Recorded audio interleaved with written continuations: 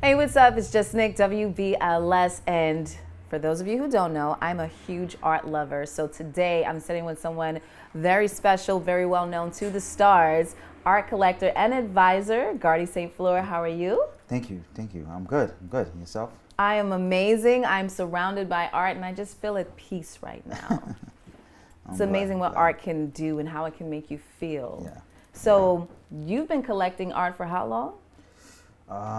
For over about 20 years now. Of course. Over 20 years. So what age did you start collecting? I started at 14, but my dad, I was a collector as well. I started pretty young at 14. My first artist that I purchased was a New York street artist. Love that. Fortunately, he passed away now, and that really started the whole collecting journey. But we started as a conversation first when I first met him, and then I started collecting the work. Yeah. I think I bought a work for about, was it like 10 or 20 bucks?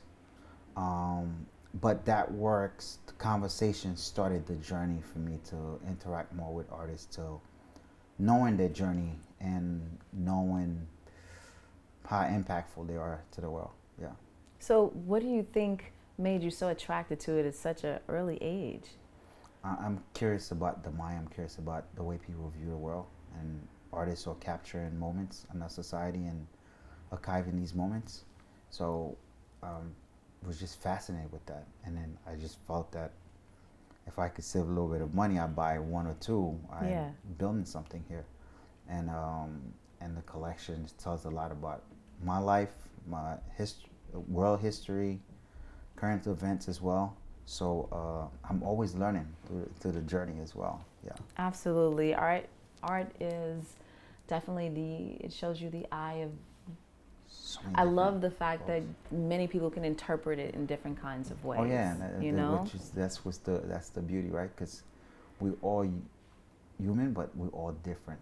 Carry a different aura and energy and spirit with us. So just anyone could see what you and I are seeing here, because someone could see a whole different. Yeah. Absolutely. Yeah. Your perspective would be different from mine. Oh yeah. Exactly. And we'll definitely get into some of these pieces in a little bit, but let's talk about some of these artworks that you have purchased throughout the year. So you said one of the cheapest started out at $10-20. What's the most you've paid for artwork? Wow, it's never about the number I pay for. It's what moves me, right? So I never really.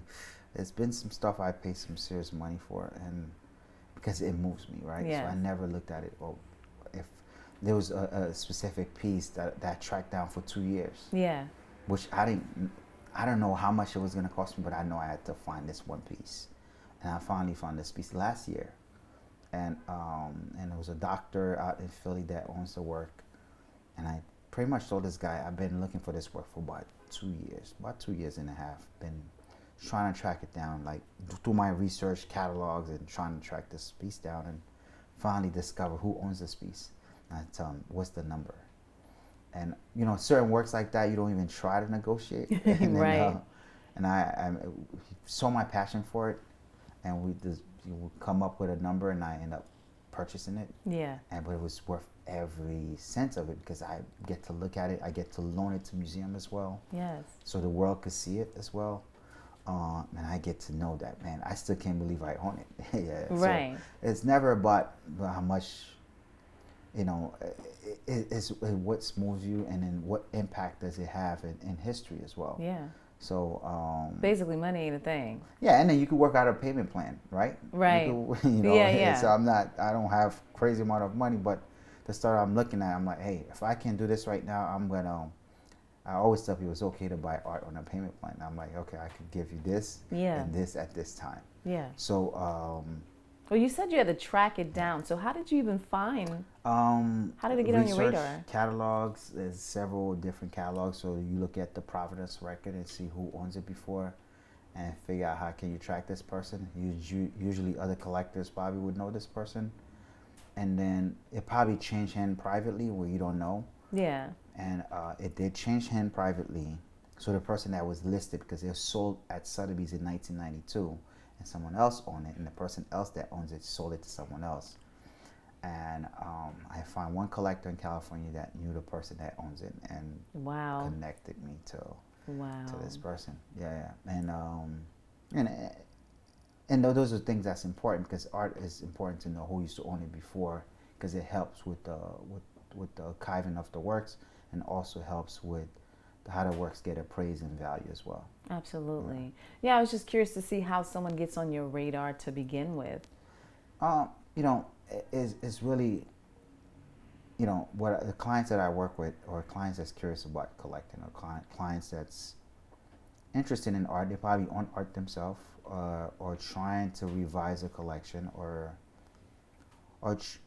sometimes you come across where people have been collecting for a while, they probably made some mistake because you're going to make mistake when you started collecting art. So I always tell the clients it's best to go as much as museums as possible, art institutions, school and studio visit artists, spend time with them. And after a while, once you started educating yourself on what you like, the taste changed after a while, and you started getting engaged in on like, okay, maybe I could start collecting. And you start small. It doesn't take a lot because I start really small. It doesn't. But what's important is the education aspect of it, the knowing what to look for, knowing the artist medium, spending time with the artist, figure out the process. Because you know, there's the end object we've all seen, right? But there's one thing when you fall in love with the process. Yeah. The story, the artist, the artist put this together. I think that's something I always fall in love with is the process. So a lot of my clients that reach out are clients that's usually or early entry into collecting or clients that's wants to probably sell something or wants to sell something to buy something that's much or something that their parents used to have or trying to buy some new things to pass it on to the future generation. Yeah. So speaking of your clients, I mean, you've advised people like Kyrie Irving, Misty Copeland. So when a client doesn't know much about art, but they know they want to have a piece displayed in their house, how does that conversation normally go? Like, do they say like, oh, I just want it to feel warm in here, or I'm looking for colors? Like,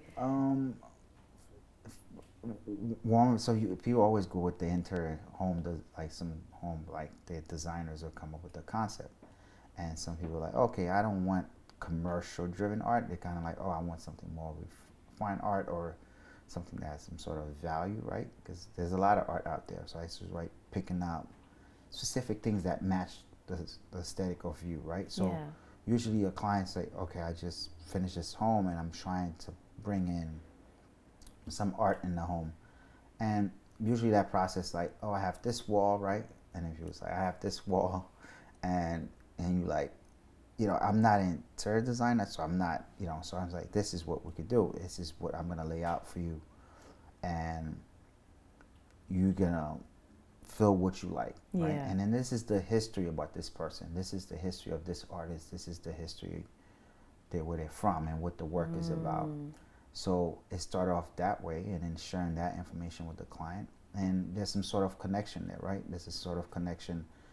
The artist subject could be connected to the client's family or the client's journey to their success or the client's beliefs, or so that sort of connection get us to a place that gets us to acquire something.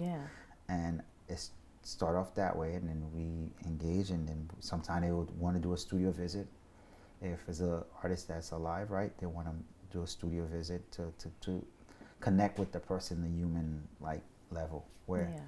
So, and then after that, they're comfortable and then they purchase it. And usually the clients could purchase it as an individual. They could purchase that on a trust for their family. So usually some clients purchase stuff on the trust to help them out with the estate planning for the future generation. So.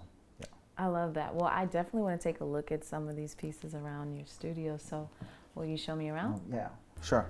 All right.